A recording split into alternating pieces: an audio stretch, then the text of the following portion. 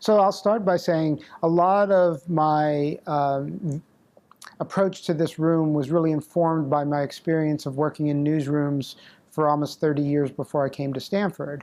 And anyone who's either seen a movie about a newsroom or been in an actual newsroom knows that for decades they were horribly designed. The physical layout had no connection to the value of communication and workflow. So they were really terribly designed places, and I sort of experienced for a lot of my career the downside of not connecting physical structure with what you really want to achieve as a creative product. The course I teach in here in the fall is called Public Issues Reporting.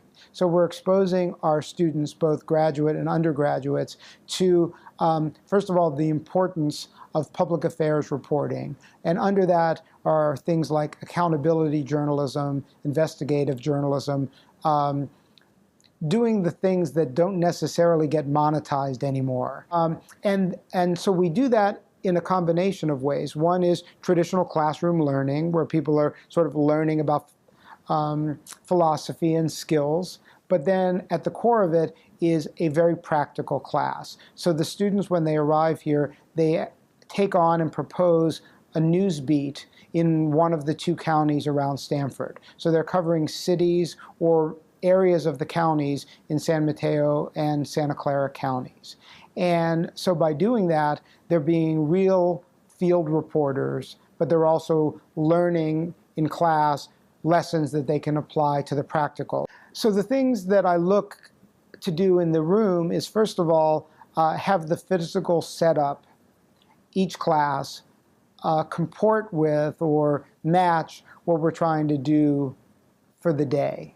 So there might be times that the classroom looks more like a newsroom because the reporters are working together in clusters, coming up with ideas or communicating concepts, and then the cluster might interact with the screen to communicate to the entire room.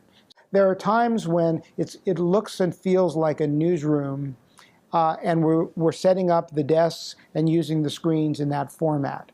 There are other times where I'm using the screens to impart information and have discussions. So in that standpoint, we've set up the room to be more focused to the screens, but also can seamlessly move from the first hour, we're looking at the screens, we're talking about things, and then we say, okay, now let's reconfigure, and we're gonna have a discussion, and we'll take 2 minutes break, we'll reconfigure the desk, and all of a sudden the discussion is going on, and we still have reference points for the room. I also feel it's real important to be able to make the discussions as interactive as possible. And that's where I like to use multiple screens at times. So let's say I'm gonna start off by referencing work that the students are doing, but then showing new concepts. So I might have one screen up that's looking at the Peninsula Press, which is our multimedia news site where all of our student work is published. So that would be a screen where we're talking about maybe a particular article that one of the people in the room have done.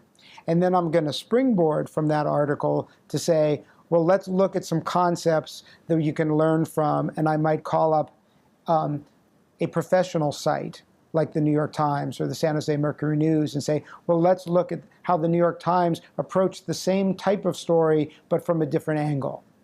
And then I might have prearranged to have the journalist from the New York Times who worked on that story want to come into the class through Skype.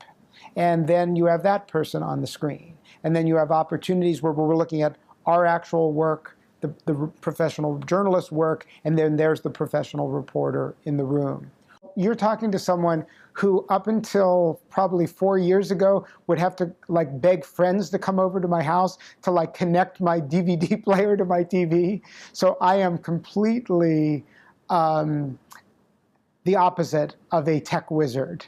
But what I do have is guts and sort of a weird lack of the gene of fear of failure.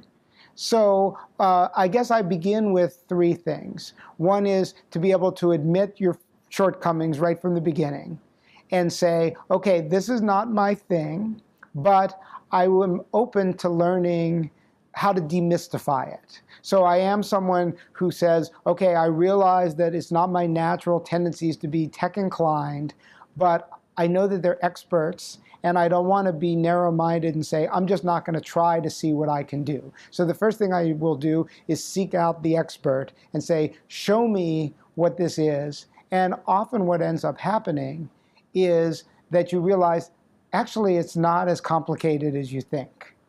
Let me learn enough about it to know what were things that I could actually learn to do and to do with some competence, and what were the things that, let's be honest, were going to be beyond me.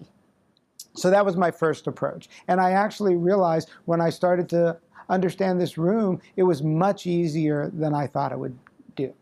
So the second thing that I brought to it is I'm a big believer in a quote that I heard years ago, and I remember to this day. And the quote is, failing to prepare is preparing to fail. So I always try to make sure before I do something live in a class that I've had a dress rehearsal. The students, I find, are so much more technologically savvy than I am.